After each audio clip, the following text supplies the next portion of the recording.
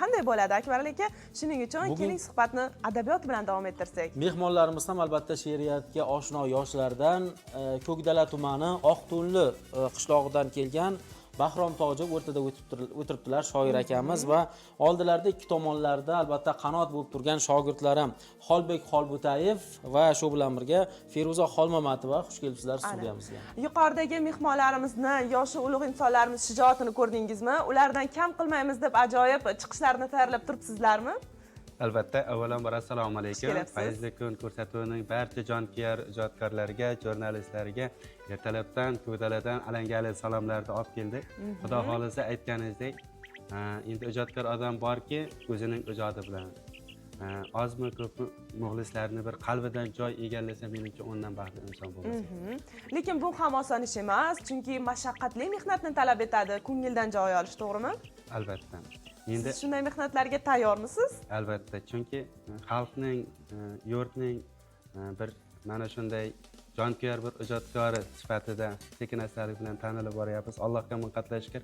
Mana shunday bir tinch yurtda, osoyishta osmonda ijod qilish menimcha O'zbekistonning har bir farzandiga baxt.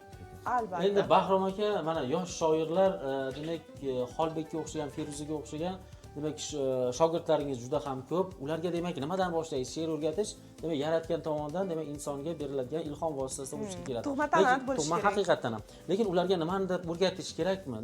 Nima deb o'ylaysiz? Albatta. Men oldimga har bir shogird kelar ekanki, birinchi she'rini o'qib beraman. Shu she'rda yurakda bir jizillatadigan nimadir topsam, albatta she'riyatda qanaqa sir asror bo'lsa, o'shani o'rgatishga harakat qilaman. Bejizga aytmaydi, ot o'zini toy bosadi. Ustozdan o'tmagan shogird emas. Xudo xolasa agar bizlardan ham yuqori bir marrani zabt eta bilsa, shu mening shogirdimmi deb ko'krakda kerib bemalol aytadi. Albatta. Akbar aka maqtayaptilar. Boya shu yerda o'tirib ham Fayzli kunni dasturidan ilhomlanib, Fayzli kun haqida she'r aytdilar, she'r yozib turdilar deydilar. Rostdan ham shunday bo'ldimi? Endi shunday bitta qarab, insonga qarab ham, demak, Bahrom Toji, demak, she'r to'qib tashlash, demak, mahoratiga egalar. Mana shu Fayzli kun jilosi degan mana shu ko'rsatuvimizga bag'ishlab she'r bitibdilar. Marhamat, keling endi o'zingiz o'qib bersangiz juda ham o'rinli va ajoyib bo'lardi. Marhamat, Bahrom aka. Qo'ldan kelganicha mana shu Fayzli kun ko'rsatuvining barcha ijodkorlariga, jurnalistlariga bir turli qoralaganda shuni o'qib berishga harakat qilaman. Tong atar chog'ida nurlarga to'ldi. Ezgulik yo'liga chiqdi odam, gohida quvonchi, goh mag'zum bo'lib shu fayzli onlarga tashlanar qadam. Umr oqar daryo to'xtamas bir zum, har kunning bag'rida bordir bir hikmat. Kimga baxt ulasang, qilsang tabassum, senga ham qilguvchi eng oliy ne'mat. Yaxshilik quyoshdir, qalblarni yoqqan, mehrdir har dildan g'uborni yuvgan. Yaratgan ish bilan dunyoga boqqan shu fayzli kunlarda baxtimiz kulgan. Keling ey azizlar, dildosh bo'laylik. Har lahza qadrini ko'zga suraylik. Bu yorug' olamda nurga to'laylik, yashashning ma'nosini birga anglaylik. Ajoyib bo'ldi. Yashashning ma'nosini Fayzli kun bilan anglang degan qo'shiqni tingladingiz. Haqiqatan ham bunda ma'no katta. Chunki bizda hammasi mujassan Fayzli kun musiqiy dam olish dasturida nafaqat yoshlarni kashf etamiz, ularning iqtidorlarini ko'rsatamiz. O'z navbatda katta yoshliklar ham turli yutuqlari bilan bizda ko'rinadi, bizda namoyon bo'lishadi. Endi gapni Feruzaxonga bersak va mana shunday ajoyib jumlalarni davom ettirib bitta chiroyli she'r o'qib bersalar. Feruzaxon, sizda ham she'r tayyormi? Marhamat. She'ringizni o'qib berishingiz mumkin. Men tug'ilgan Ko'kdalam, go'zaldir tumanlar aro. Yashillikka burkangan gilam, go'zal deya atalar tanho. Insonlari halol mehnatkash. Mehmon kelsa qo'li ko'ksida, ayollari boshida ro'mol, go'zal tabassum ila yuzida. Ta'rifiga tilimiz ojiz. Ko'kdalam polvonlar yurti, dalalarda ekilar tarvuz, baxshilar u shoirlar yurti. Yurtboshimiz hissasi katta, Ko'kdalamga bergan e'tibor. Men ham ulg'ayib albatta Ko'kdalamga bo'laman iftixor. Ajoyib. Niyatlaringizga yeting. Chiroyli jumlalar bo'ldi. Haqiqatan ko'kdalani bor holatini ko'rsatib beribdilar. O'sha tarvuzlari, polvonlari, ko'k dalasi, bayramlari. Endi Bahrom aka, Navro'z juda boshqacha o'tdi ko'kdalada. O'zimiz ham bir necha tadbirlarda qatnashdik. Ayniqsa, yam-yashillikka burkangan tog'larda, mahallalarda, shu bilan birgalikda qanchalar binolar ochildi. Haqiqiy bayram mana shu ko'kdalada bo'ldi desak ham to'g'ri bo'ladi. Shunday Mana shuning uchun Xolbekka o'xshaydigan yosh yigitlar she'r yozishni ham boshlabdi. Shunday chiroyli manzaralarni ko'rib, to'g'rimi? Marhamat, sizdan ham ajoyib bir she'r eshitaylik. Ana. yaqinroq olib, marhamat, qo'lga yaqin Qaddingizni olamiz. ko'tarib, mayli daftaringizni oldingizga olsangiz. Vatan deb nomlanadi bu she'rimiz. Bu musofir vaqtida yozilgan. Oldinroq o'sha she'rni begona yurt, begona tuproq, boshqachadir hatto havosi. O'zga yurtdan topilmas aslo o'zbegimning mehri vafosi. Katta shahar, gavjum odamlar, har illatdan insonlar kelar. Mening esa butun qalbimda vatanimning sog'inchi esar. Nolimoqlik gunohdir azal. Shukr deyman barchasiga men, lek alishmasman Rossiyasin ham qishlog'imning loy ko'chasiga. Ana, Muhammad Yusufga izdosh bo'lay deb sizda Abdulla Oripovlarga. Haqiqatan Dedi mana shu qo'yani vatanni qamadashmayman sevish, deydilar-ku. mana shu vatanga bo'lgan muhabbat mana shunday bir Xolbek singari yoshlarimizda bo'lsa, demak kelajagimiz buyuk, ertangi demak kunlarimiz yanada farovon bo'lishi shubhasiz. Albatta, Bahrom aka, xo'sh, mana shunday shoirlarni yetishtirish qiyin bo'lmayaptimi? Saralash qiyin bo'lmayaptimi? Chunki biz eshitishimizcha Ko'kdalada ijodkorlar juda ko'p ekan.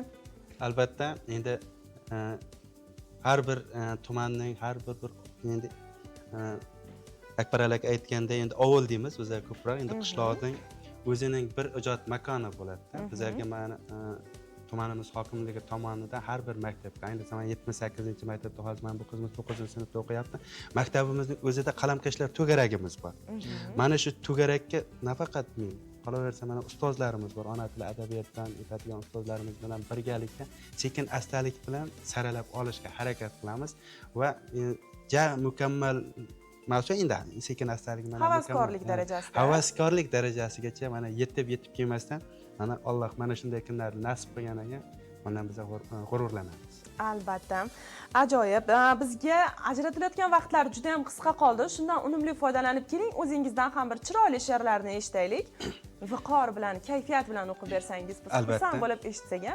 Endi vatan mana shunday bir tongda hammaga bir kayfiyat uyg'otadigan mavzuda bo'lsa, yana ham ajoyib bo'lardi. Albatta, endi bunda O'zbekistonda yurtda faxrlanib har bir ijodkor kuyga soladi, she'r yozadi. Bizlar ham shu vatanga bir faxr tuyg'usi bilan bir to'rtlik yozganini shuni o'qib beramiz. Kunda qonim to'kilgan makon.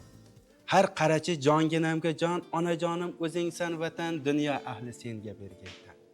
Kuylayimmi nomingni chondon, so'ylayimmi ta'rifing bot-bot, noming maqtay bo'lib suxandon, senda havas qilguvdi xayol. Chegarangda soqchilar hushyor, osoyishtadir sarhadlaring, senga jon tikib mardonavor, arzigay maqtashga maqtar. Donishmansan bu hayot ora. Ona yurtim hur topgay kamol, yaratganim asra ilohim, vatanjonim ochaver jamol. Nomginangda she'rga soldim men. Arzitishga loyiqsan vatan, yurtlar ichra yagonasan sen, qiyosi yo'q eng ulug' misol. Ajoyib, juda ham chiroyli bo'ldi jumlalar. Va mana hamma shoirlar vatan haqida yozadi-ku, sizni o'zingizning orzungiz bormi? Qaysidir mavzuda yozaman albatta deb turgan, lekin hozircha ilhom kelmay turgan. Albatta bor. Ko'proq ona haqida yozim keladi, chunki onajonim yoshroq olamni tark etgan, endi sog'inch hissi bo'ladi. Yuragimga tugib qo'yganim qachondir shu onani bir shunday madh qilishim kerakki, uni she'rda o'qigan odam nima desam bo'ladi, o'sha bir dardni his qilish kerak. O'zini onasini eslashi kerak. Albatta, mana shu yuragingiz dardga to'layotganligini o'sha yuz ko'zingizdan ifoda bemalol mana shu so'zlar ham ko'rsatib berdi. Albatta, bu dardlarni siz yozasiz, qog'ozga tushirasiz. Mayli, bugun sizni yig'latmaymiz, Bahrom aka. Hozir yig'lashga tayyor turibsiz. Feruzaxondan bir ajoyib she'r eshitaylik, 4 kuplet. Marhamat. O'zbekiston qiziman deb nomlanadi bu she'rim. Faqat intilaman ko'klarga, men erishaman yutuqlarga, dong'i ketgan ko'kdalamni tanitaman butun ellarga. Men ham O'zbekiston qiziman, Zulfiya xonimning iziman. Dillarni yayratar ijodim, tildan tilga tushmaydi nomim. Jannat makon O'zbekistonim, ijod qilsam bordir imkonim. Qalb zaridan terilgan so'zlar, she'r yozaman kelsa ilhomim. Ajoyib. Qoyil, demak, ko'kdalarni ta'rif etishdan charchamas ekanlar, Feruzaxon. Haqiqiy vatanparvarlik hissini ko'ryapmiz. Ana shunday Gap yo'q. yoshlarimiz ko'paysin deymiz. Ijodkorlarimiz qancha ko'p bo'lsa, vatanimizni tarannum etish, uni imijini oshirishga bo'lgan intilish shunchalar yuqori bo'ladi. Tashrifingiz uchun rahmat etamiz barchangizga. Ijodlaringizga, ilhomlaringizga ko'z tegmasin. Va qadrli teletomoshabinlarimizga esa yangi boshlangan hafta omadli, muvaffaqiyatli hafta bo'lsin deymiz. Har kuningiz zafarlarga yor bo'lsin deymiz. Qancha yaxshi tilaklarimizni tilasak ham kam, to'g'rimi teletomoshabinlarimizga? Haqiqatan ham yuragimizdagi bor istaklar, mana shu bir tilaklar aytib o'tilganidek, tinchlik, sog'lik, salomatlik hamda bor yaxshi ezgu niyatlarga borib taqaladi va biz buni hamisha tilayveramiz. Sog' salomat bo'ling. Fayzli kun musiqiy dam olish dasturi esa sizlarga mana shunday yorqin va ko'tarinki kayfiyatni ulashishdan to'xtamaydi. Salomat bo'ling, qadrli teletomoshabinlar. Dasturimizni har kuni erta tongdan tomosha qilishni davom etavering deymiz. O'zingizni ehtiyot qiling, kuningiz manoqli, barakali o'tsin. Salomat Salomat bo'ling. Xayr.